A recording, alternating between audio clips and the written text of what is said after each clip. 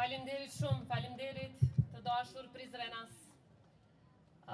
Unë isha këtu edhe dje, kaluam një të diel të mrekullueshme, sikur se kalojmë çdo herë kur jemi në këtë qytet të jashtëzakonshëm. Prandaj shumë të dashur vëllezër e motra, të dashura gra dhe vajza të këtij qyteti të madh të historisë sonë kombëtare, të nderuar përfaqësues të gjitha komuniteteve që jetojnë këtu në Prizren. Është gjithmonë emocion i veçantë që të flasësh në këtë qytet historik, sepse pak qytete në historinë e kombit tonë majnë peshën simbolike, politike dhe historike që mban ky qytet.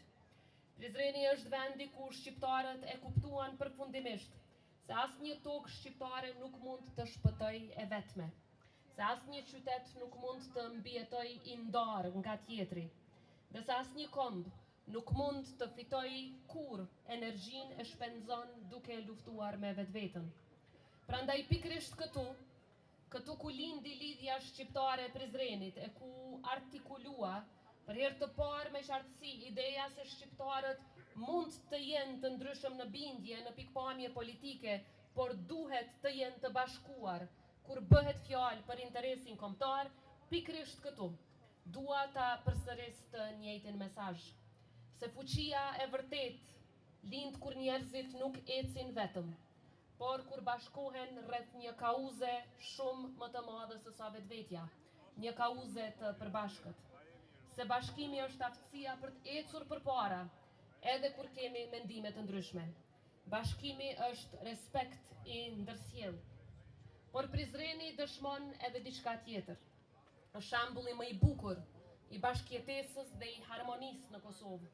Është qyteti ku shqiptar, turq, bosnjak e komunitetet të tjera kanë ndërtuar së bashku jetën, kulturën, identitetin e këtij qyteti të jashtëzakonshëm. Prandaj ne do të vazhdojmë të punojmë për një Kosovë ku secili qytetar ndihet i respektuar, i përfaqësuar dhe i barabartë, sepse forca e shtetit ton qëndron në aftësinë për t'i kthyer ndryshimet dhe dallimet në vlera të përbashkëta të shtetit që e duam të gjithë. Të dashur qytetar të Prizrenit, Kosova sot ndodhet në një moment vendimtar dhe tani gjithçka është në duart tuaja. Prandaj jemi para jush me besim të plot e ballhapur, sepse ju kemi shërbyer juve dhe Kosovës si presidente për 5 vite. Dhe për dallim nga të tjerët që kanë thjesht fjalë boshe dhe premtime të përsëritura për të prezantuar para jush, ne i kemi sjell si presidencë Republikës sonë rezultate konkrete. Shumë tema të Kosovës i kemi shndruar në kauza ndërkombëtare, duke u siguruar që nuk ka cep të botës ku nuk dihet e vërteta e Kosovës.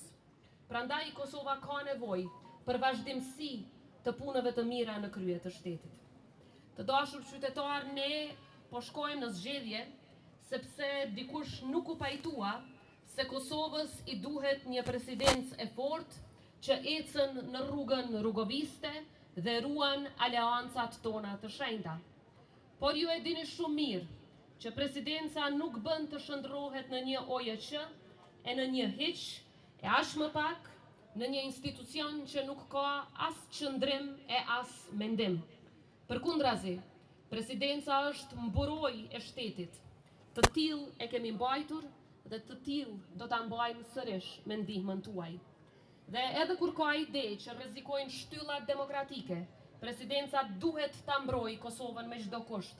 Ky ka qenë zotimi dhe veprimi im çdo ditë, e ky mbetet zotimi im edhe për të ardhmen. Sepse kur je brenda institucionit, duhesh ta mbrosh imazhin e shtetit, ta mbrosh kushtetutën, ta mbrosh demokracinë dhe mbi të gjitha ta mbrosh Republikën dhe pikërisht këtë e kam bërë për 5 vite rresht.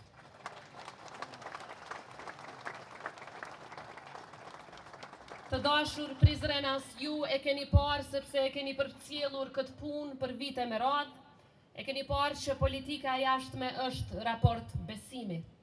Besimi është i shenjtë, besimi është gjithçka. Si në jetë, ashtu edhe në politikë, ashtu edhe në marrëdhënie ndërkombëtare. Prandaj raportet me Shtetet e Bashkuara të Amerikës mbesin garanca e qëndrueshmërisë afatgjate të Republikës sonë. Aleancat për ne janë ekzistenciale, sepse sot, edhe në vitin 2026, ushtaraku Amerikan qëndron krah policisë së Kosovës, duke mbrojtur bashk me bijtë e bijat më të mirat këtij kombi, kufirin ton me Serbinë. Prandaj unë do të vazhdoj fort ta forcoj këtë partneritet, do të vazhdoj fort të punoj me partnerin ton strategjik, Shtetet e Bashkuara të Amerikës, me shtetet tjera aleate si Turqia dhe shtetet evropiane, me të cilët betonuam mbrojtjen e këtij shteti. Prandaj Kosova, siç e dini gjithmonë, fiton kur punon me aleatët. Kosova fiton kur ndërton besim me miq dhe fiton kur është e bashkuar. Prandaj mandati i ardhshëm do të jetë mandati i antarësimit të Kosovës në NATO. Do të jetë mandat me kapitull të ri të marrëdhënieve edhe më të ngushta me SBA-t. Do të jetë mandat i statusit kandidat në Bashkimin Evropian. Do të jetë mandat i integrimit të vërtet euroatlantik. Dhe jo nëpërmjet koncesioneve të dëmshme në dialog me Serbinë, por nëpërmjet punës së ndershme, e meritore e në besim të plot me aleatët tonë. Ju siguroj nga kjo foltore sot,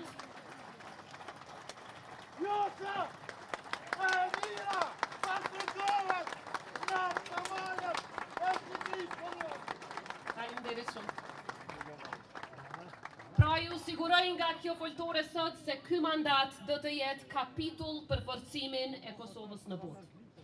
Të dashur qytetarë të Prizrenit, shteti duhet të jetë partner i familjes, sepse familja është bërthama që e ka mbajtur këtë këmbë të fortë edhe në kohët më të errta të historisë sonë.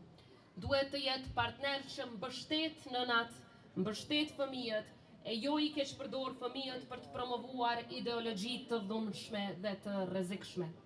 Shtet që nuk toleron dhunën ndaj grave, shtet që e lufton urrejtjen dhe gjuhën linquese ndaj grave e nënave shqiptare. Prandaj këto zgjedhje janë shumë më shumë se sa thjesht një betejë politike. Janë betejë për mbrojtjen e vlerave njerëzore, që në vend të gjuhës së urrejtjes, qytetarëve tonë t'ju japim vizion për të ardhmen. Prandaj ta dërgojmë sonte nga Prizreni një mesazh që do të dëgjohet anëkënd Kosovës, se nuk do të lejojmë që përçarja të bëhet identitet politik i Republikës sonë, se nuk do të lejojmë që konflikti të zëvendësoj bashkëpunimin mes nesh, se nuk do të lejojmë që propaganda ta mbështet, ta mposht të vërtetën, siç nuk kemi lejuar për këto 5 vite. Nuk do të lejojmë askënd që ta dobësoj Kosovën tonë, sepse ajo është më e madhe se çdo parti dhe më e madhe se çdo interes i ngushtë politik.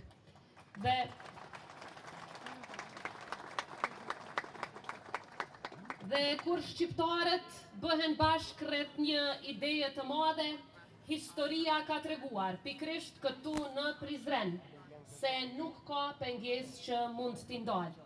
E sot ideja më e madhe që e kemi është Kosova. Është Republika e Kosovës. Një Kosovë e respektuar në botë, një Kosovë që ecën përpara, e zhvilluar dhe e denjë për të gjithë qytetarët e saj.